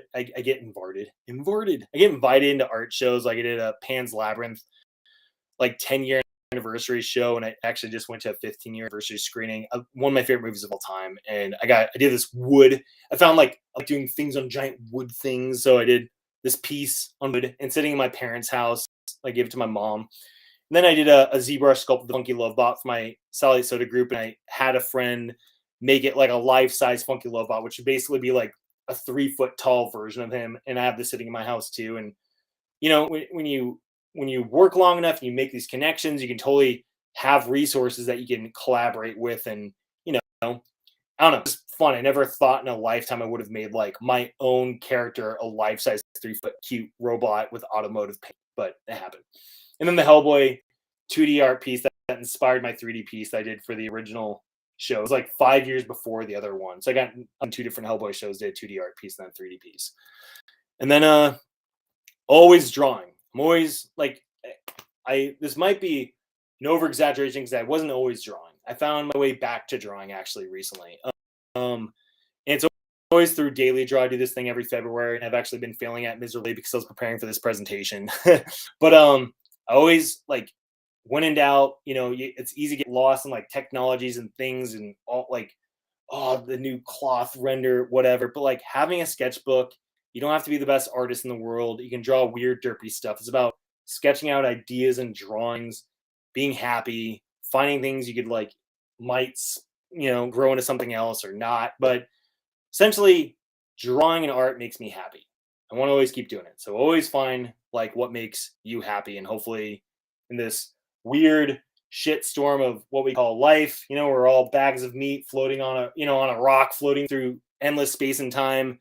Like we have to find something that makes us happy. And in my case, it was drawing, and I was very fortunate that I was able to find a job in art through a series of rejections and pivoting that I didn't really foresee coming. So I hope that helps some of you guys with see like that other things could be out there you might not be aware of. And yeah, final thoughts. Go with the flow. Again, talking about like just I want to be a comic artist, and my life took me to 2D to 3D and then back to drawing. And so if you resist a lot, you might miss opportunities. So go with the flow, I think, is an important one. Make it work for you. I think, again, going back to that weird loyalty thing, I think it's important not to screw anyone over in your life. But at the end of the day, you have to be out for yourself. You just have to. You have to like make sure, like a company, no matter what company it is or how great it is, the company's main focus is the company. You have to make sure you're focused on your company, which is you. Less is more. Again, I talk about this like my ZBrush. Sometimes we get caught up in the details and the noise of things. So like keep it simple, stupid, or any of those other things. I'm a less is more guy. Sometimes we get overwhelmed with things, try and trim things down, and you get more impact out of less. Exhale and inhale. I know we normally say inhale and exhale, but I think as creatives, we all exhale a lot. We're producing, we're creating. And it was the oatmeal that took a break, online cartoon guy, which is awesome. He talked about taking a break to go inhale. And that's taking a moment for yourself. Breathe in the inspiration, breathe in a break, breathe in what makes you happy. We're always exhaling. Remember, take that time to inhale. And then do you. It's very important not to lose sight of who you are as an artist. That's not saying don't bend a little bit and be open to new things, but don't lose who you are. Like I was horrible with girls when I was younger. So I was always trying to change who I was to like impress a girl, like in high school. And it was like like in college, it happened too. TMI, but it's you have to, don't lose sight of who you are, what makes you happy, and what makes you, what makes your brand, what makes you unique. You don't want to get lost in like a world of like, not saying there's a world of copycats out there, but you want to stay true to you. And then treat others how you want to be treated. So it's always important. Team's awesome. Thank you to Chad for the opportunity and all the awesome artists I work with. Special, thanks to mom and dad supporting me the whole way through. Kelly, who's dealt with a bunch of my bullshit this whole time. Family and friends, some mentors below. And just thank you. That's my presentation. Hope I didn't. Dude. Let me turn on my speaker. Sorry, my speaker goes. Yeah, no worries. This has been awesome, man. I've so enjoyed this journey. Yeah, man. You covered a lot of ground in a succinct period of time, and it was all really cool. Sweet. Yeah. I worked my ass off on this presentation. No, it's fun. I want to I was grateful for the opportunity. I want to make sure I did something that would, if I was a student, what would I want to have a presentation? No, this is awesome. I always love it when you get to hear the artist's story, like hear some of their journey, like before you see what they do, because it gives so much more context. And I think it also just humanizes the work, right? Like we're all kind of coming from the same place. Well, I've grabbed some questions from the chat here that we've had come in. So I went 8 minutes overtime. Damn it! I was trying to go exactly an hour and a half, but I'm gonna blame that 20 minutes. Don't worry about it. Of intimidation. We're doing great. Okay, so first question that came in is from 3D ASP, and they ask, how do you work with teammates when deadlines are coming up fast? How do you tell them where to shave time off? Or do you ever step in? Like how do you mitigate some of that stuff? That's hard. That's hard. So Sideshow, the bigger ship, it was very much like you had, there's a lot more to figuring that out with Tweeterhead and Chad. Like we very much the mindset of like, we don't want things to take forever, but we'll make more time to make something better if we feel it needs it. So it's like that give and take thing of like, does it have to ship? Like, or does it have to be done at that second? Like you want to always keep a high bar in terms of performance and, you know, time efficiencies and things. But like the bigger the ship, the more you have to be strict about that. The smith, the more dexterity you have. So when it comes to like a ship where you have to do it, it's just like I always think of it as like breaking things down into tasks. So like if like we have the end of this week and I'm at this point with this project, take 5 minutes or less, and it'll save you so much headache. Come up with a list of every single thing you have to do to get done and prioritize them, and then say like, here are the 6 things I have to get done this week.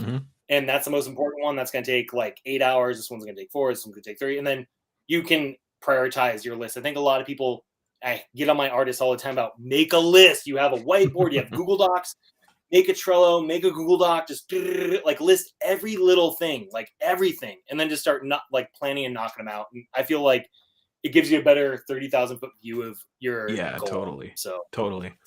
Next question up is, are there, let's see, is there any artists you haven't worked with yet that you would want to in the future?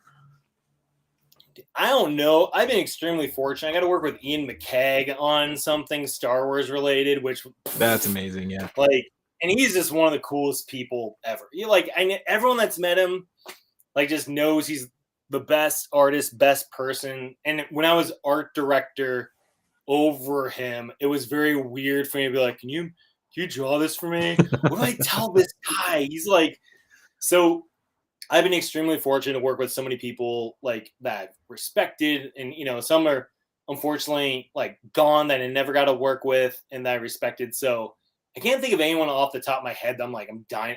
I've been blessed to work with J. Scott Campbell and Adi Granoff and Olivia, who's like a pinup artist, crazy person that I've become friends with. She took my ZBrush class, and like I got to work with her, and I was like looking at her work like in college and just like, oh, hot chicks. So I've been extremely fortunate, and I can't think of anyone off the top of my head. I'm like, I've been very fortunate. That's awesome. I can't think of anyone else. That's great. Okay. I'm spoiled. Well, you're sharing the love, so that's good. Next question up is from, let's see, Blueberry Tiger 6. Gotta love these screen names, you know. All right, so when work keeps you super busy, is it hard to stay motivated to create your own personal projects? It can be. Like, it goes back to like go with the flow. Like I you know, if work's busy, I just know like at some point it's gonna clear and I'll find that time. And if something truly inspirational is like, I have to make this, I'll hit pause on work. At the end of the day, I'm making statues. We're not doctors saving lives. You know, if like a thing's a little bit late, like I always like get weirded out when people are like, this has to go tomorrow. I'm like, it's a toy, it's a statue, chill. So I like with my artist block, I draw, I sculpt. I actually do a lot of writing for fun now. So like you know, if like I need to get something out of my head, I can just, if I'm in a meeting, I'll just like type something in my phone and be like, there's an idea I want to remember later. I'll sketch something, and again, I just wait till the clouds part, the storm's over, then I can do it. Forcing it and forcing time, it's kind of like forcing anything. Forcing anything is like usually not helping. Sure, absolutely. So, yeah. Okay, next question is for artists working in ZBrush who are already familiar with like sculpting characters for games and film. What are the skills that they would need to learn in order to work in collectibles? Like how are they going to tune their work towards that specifically? Every company is a little bit different. Some companies want you to be able to engineer and everything on your own. We work where you don't have to, and by engineering, I mean like make it so like fits keys and goes together and all that stuff. Watertight meshes, all that stuff helps. But I'd say like when you look at like toys and statues, just think of it like a 3D puzzle. You can't make things that like are floating or like so thin they're not producible, and you know can't actually like you see some of this stuff like Michael Bay's Transformers. Like how does that go together? How would you make that a thing? You have to think of it as like becoming a physical product. So I would just say like look at toys, look at statues. Think of it as like this has to be able to go together. You can't have open face, back face, like meshes and things crashing. Like if you cut your model in half, does it look like a spaghetti mess of intersecting geometry? That's not going to like work. So I'd say think of it. That's the biggest thing. And then a lot of people that work in that pipeline are like doing neutral pose stuff. I say posing is always a hard thing, you know? So. Oh, yeah. Going to school for animation really helped that, actually. It's kind of a weird. Yeah, and I can totally see your animation education in some of your sketches, like your exploration sketches, especially those like animation tests.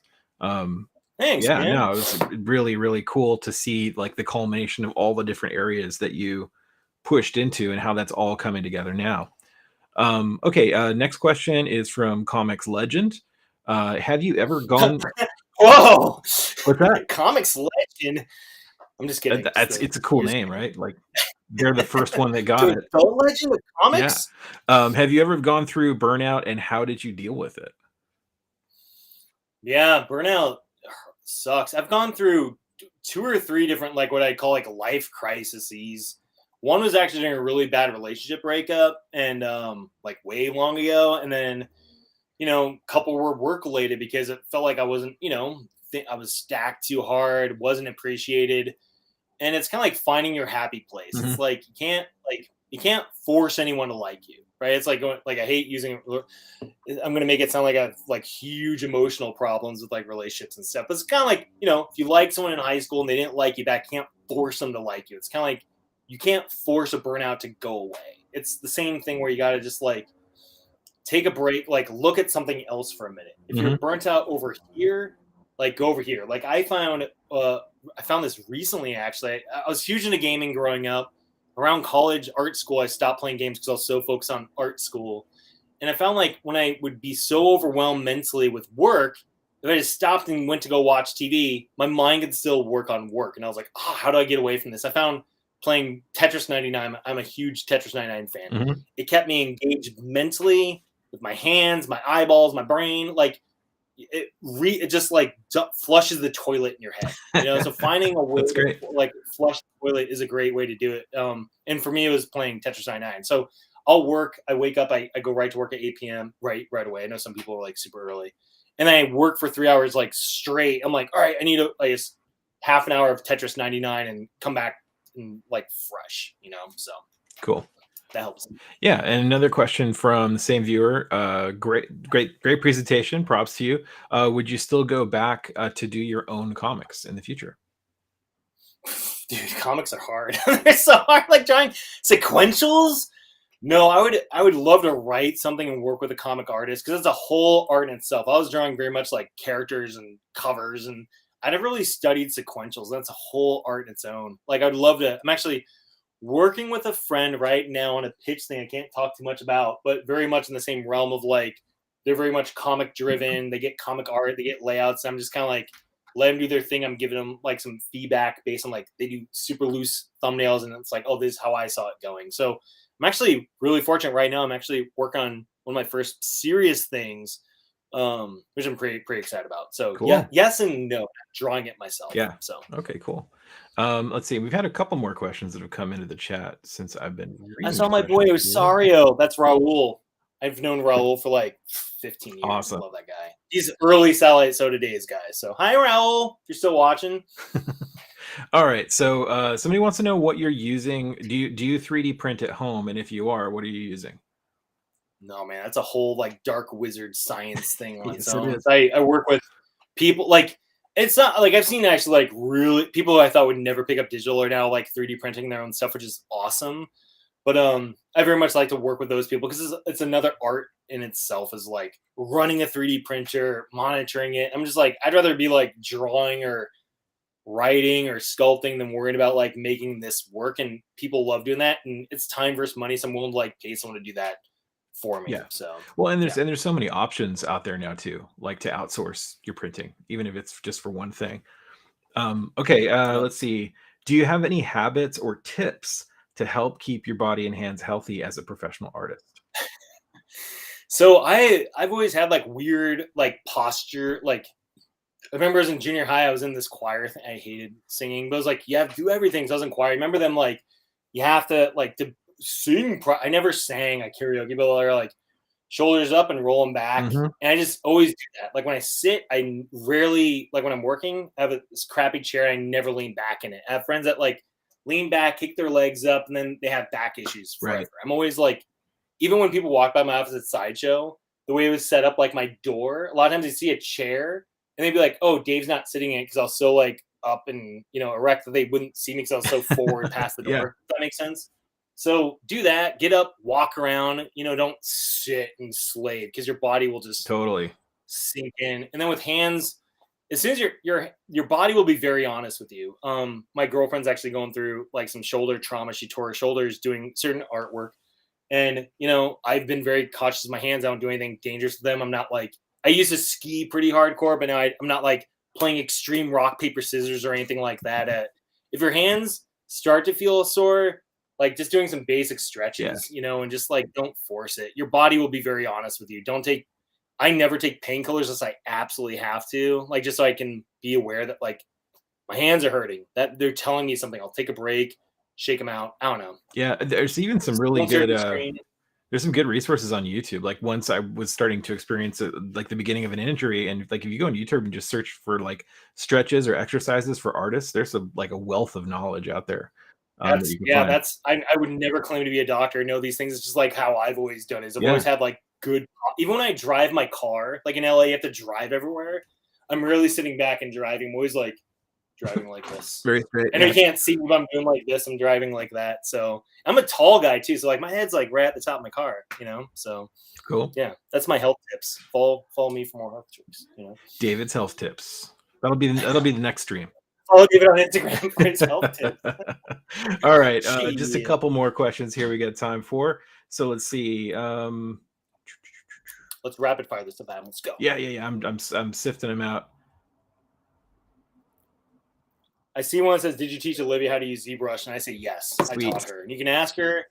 Okay. And we'll fight over it. No, she'll. I think she would safely say I taught her ZBrush. Her and Joel said it on the class too. Helped her out. So. Well, and I think that and James helped her immensely. I helped her with very basic stuff, and James, who's here helping on the back end, he helped her with like 1 million hours of private lessons and stuff. Well, and there's never been a better time to pick up ZBrush. Like, I mean, you've been in it since the very beginning, but yeah. Dude, it's like, again, like going back to when I was first using it, it was like you'd import an OBJ and then just divide it and add pores. And now it's like you couldn't pose it, you couldn't dynamesh it. Now it's like it's just completely changed. Yeah, and I would say that like the way that it's evolved, it's become so friendly for people who are used to just drawing. Like the learning curve has gotten so much easier. It's almost easier if you don't know another 3D program to learn ZBrush. And if you're like, I know Maya and all that stuff, it's like, because then you have to like unlearn all those things because you're the whole time you're gonna hate it. You're gonna be like, you don't do it this way in Maya. Right. You have to treat them like two, and if you know the other, you have to just treat it like two completely different tools. Okay, so last question of the night. This viewer is curious to know how difficult it is to get into collectible sculpting jobs compared to other industry work. Would you have any perspective to share on that? Compared to other industry work, it's hard to say. It just feels like a lot like, oh man, it feels really hard. There's so many people and there's not a ton. I mean, there's, it's funny, like Sideshow distributes for a lot of people. So I actually go on there every once in a while, look at like all the companies they distribute for. And that's like most of them. There's like a lot that they don't distribute for. There's a lot of companies again, like when I was in school, I'm like, I got to work at ILM or Weta. It's because that's what I knew. But if you like actually research and dug, you'd be like, oh, what's this small company? I mean, like a lot of people don't know Tweeterhead. I'm not going to act like Tweeterhead's the biggest and best. It's like I went from working for like the biggest collectibles company at Sideshow to like literally Chad. And no building. So it's like he works out of his house. I'm employee number 2 essentially. And that's it. So it's like, it's crazy. Like how, like just, yeah. Anyway, so it's hard because there's a lot of talented people out there. I want to say it's easy or it's hard. Like if you're really good and you're collaborative and you bring something to the table, someone's going to want to work with you. Yeah. If you like aren't collaborative, you don't bring much, you're like your work's like not that good. It's like, it's going to be hard. But like if you bust your ass, you do good work and you show in a portfolio, like, look, here's me doing Batman and here's me doing He-Man. It's like Tweeterhead makes that stuff. I'm going to apply that here. So totally. All right. Well, David, we don't have time for any more, Adam. It's 9:23. You said I got till 9:30. Such a perfectionist. We could do like a 7-minute karaoke or like, what do you want to do, man? No, I'm kidding. No, what came in is not the form of questions, but just a bunch of love, a bunch of feedback. When you're showing your work, people were totally digging your sculpts. Everything from the stuff kind of the prolific work you've had previous in your career, the stuff that you were doing with Tweeterhead, and then also like your the stuff you do on your own, the busts where you're kind of exploring your own ideas. So cool to see all of that, and our viewers had a great time. Yeah. Thanks, man. And thank you everyone that watched and enjoyed it. And anyone who didn't enjoy it, I'm sorry. But that's what you got. So tough. I worked a lot of hours on this thing. So I literally finished this presentation, like the last few slides, like 10 minutes before we went live. It was like crazy, like just awesome. Well, we reaped the benefits. It was great, man. Really appreciate it. And yeah, thank you for taking out the time. If you're, maybe we can get David's Instagram back up on the screen one last time for anybody who wants to go follow him there. Definitely look up Tweeterhead. Check out the work that they're doing. You can link directly from the products that they're showcasing on their website. It'll take you right to like Sideshow where you can purchase them, that kind of stuff. So go check all of it out. Yeah, enjoy the rest of your evening and your weekend coming up, man. It's great to meet you as well. Great to meet you too, Adam. I felt like we killed this together, and you were a great co-host. And thank you again to Alex and Noman and Lily for setting. Lily was the one that dragged me in, and it was really fun. And hopefully this is something that, again, like I try to cater this towards students, and hopefully they all can see like not everything works out the way you see or you think. And anyways, that's the presentation. Awesome. It's over. Yeah. All right. Yeah. Well, everybody, we'll see you back here tomorrow. We'll be streaming at from about 4 to 6 p.m. Pacific time. We'll be back for Voice in the Hollow, and that's a continuing live stream about producing a short film, a short animation in Unreal Engine. So if you're curious about Unreal Engine, and sorry. Is that Miguel's It's thing? Miguel and Tran, yeah. Oh, yeah, I love Miguel and Tran. Like, I don't know Tran as well, but Miguel is awesome. He told me he was doing that. Super awesome artists. And also instructors at Noman. But yeah, that's been amazing to watch. Even if you don't know anything about Unreal Engine, they just kind of like, they pull back the curtain and show you everything. It's really cool to see the process. So yeah, we'll see you back here tomorrow. But David, thank you again. And yeah, stay safe, everybody, and stay creative. And we'll see you back here again soon. Good night. There, guys.